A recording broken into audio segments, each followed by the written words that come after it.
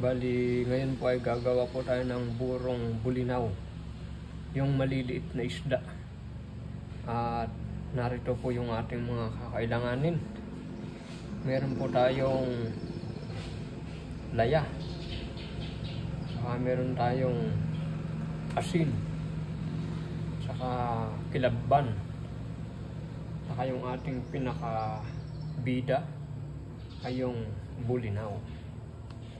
Yan. Ito po yung pinakaunang stick.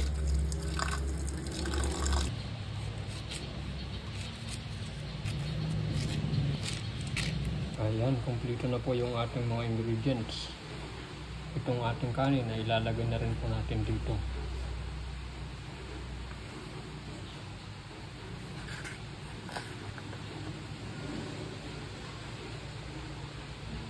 Kunti-kunti lamang po muna. Paghaluin lang po natin to.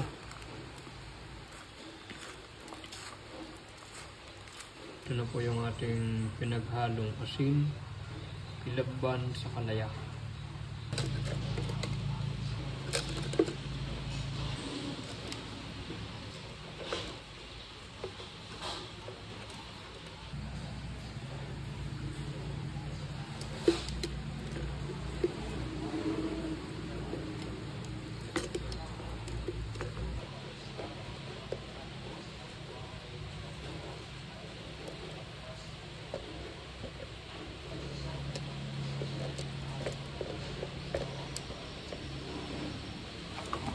Takpan na po natin.